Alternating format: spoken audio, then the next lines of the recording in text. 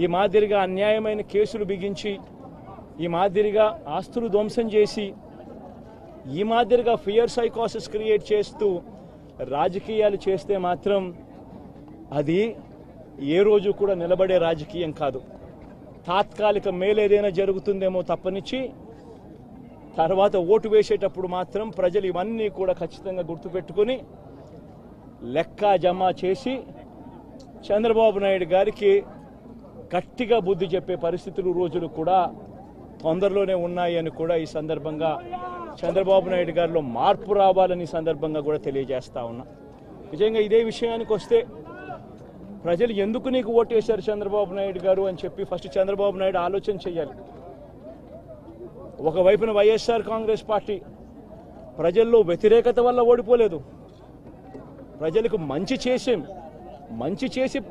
ప్రజలకు మంచి చేసి వైఎస్ఆర్ కాంగ్రెస్ పార్టీ ఓడిపోయింది. ఎందుకు ఓడిపోయింది అని అంటే చంద్రబాబు నాయుడు చేసిన మోసపూరిత హామీలకు ప్రజలు కాస్తో కూస్తో కొద్దిగా ఇదే ఆ 10% కాస్త అటువైపున షిఫ్ట్ అయ్యి చంద్రబాబు నాయుడు గారు అధికారంలోకి వచ్చిన పరిస్థితులు. మరి చంద్రబాబు నాయుడు అధికారంలోకి వచ్చిన తర్వాత ఈరోజు రైతులకు తాను ఇస్తానన్న రైతు భరోసా 20,000 రూపాయలు ప్రతి రైతన్నకి ఇస్తానన్నాడు. వ్యవసాయం స్టార్ట్ అయింది, ఖరీఫ్ మొదలైంది, పంటలు వేగంగా వేస్తా ఉన్నారు రైతన్నలు.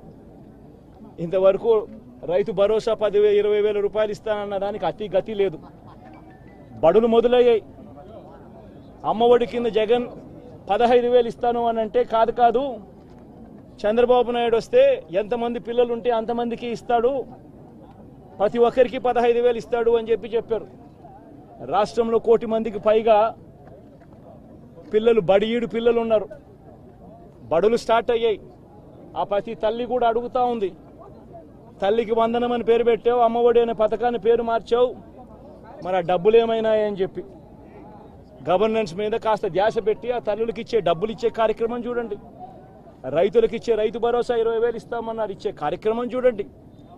ప్రతి అక్క చెల్లెమ్మకు 18 ఏళ్ళు పైబడిన ప్రతి అక్క చెల్లెమ్మకు ప్రతి ఒక్కరికి 1,500 రూపాయలు ఇస్తామని చెప్పారు.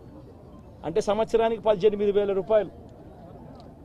రాష్ట్రంలో 4,12,00,000 మంది ఓటర్లు ఉండరని చెప్పి మొన్నలే లెక్కలు తేలాయి. అందులో దాదాపుగా 2,10,00,000 మంది మహిళా ఓటర్లే. అంటే అందరూ 18 సంవత్సరాలు నిండిన మహిళా ఓటర్లే. మరి 2,10,00,000 మంది ఈ మహిళా ఓటర్లందరూ కూడా 18 ఏళ్ళు నిండిన ఈ మహిళా ఓటర్లందరూ కూడా వీళ్ళందరూ కూడా ఈరోజు అడుగుతా ఉన్నారు, 1,500 రూపాయలు ప్రతి నెల ఇస్తానన్నావు, ఏమైంది ఈ 1,500 రూపాయలు ఇచ్చే కార్యక్రమాలు అని చెప్పి అడుగుతా ఉన్నారు. వాటి మీద ధ్యాస పెట్టే కార్యక్రమం చంద్రబాబు నాయుడు చేయాలి. ఇవేవి కూడా చేయకుండా కేవలం భయాందోళనలు క్రియేట్ చేయాలి, రాష్ట్రంలో రావణ కాష్టం సృష్టించాలి, దొంగ కేసులు పెట్టాలి, ఇరికించాలి, ఆస్తులను ధ్వంసం చేయాలి. వైఎస్ఆర్సీపీ అభిమానులైనా, వైఎస్ఆర్సీపీ కార్యకర్తలైనా, వైఎస్ఆర్సీపీకి ఓటు వేసిన వారైనా కూడా ఎవరిని కూడా ఉంచకూడదు అన్న దుర్మార్గపు ఆలోచనలతో అడుగులు ముందుకు వేయడం అతి హేయమైన రాజకీయం అని కూడా ఈ సందర్భంగా తెలియజేస్తా ఉన్నా. ఇదే రామకృష్ణారెడ్డి విషయానికే వస్తే నిజంగా ఎంతటి అన్యాయమైన పరిస్థితిలో కేసులు బిగించారు అన్నది ఒకసారి అందరూ కూడా ఆలోచన చేయమని కోరుతా ఉన్నా. ఇదే విషయం కారంపూడి ఘటన జరిగింది ఎప్పుడు? ఎన్నికలు అయిపోయిన తర్వాత మరుసటి రోజు, అంటే మే 14వ తారీఖున కారంపూడిలో ఘటన జరిగింది. కారంపూడిలో ఏం ఘటన జరిగింది, ఎందుకు జరిగింది?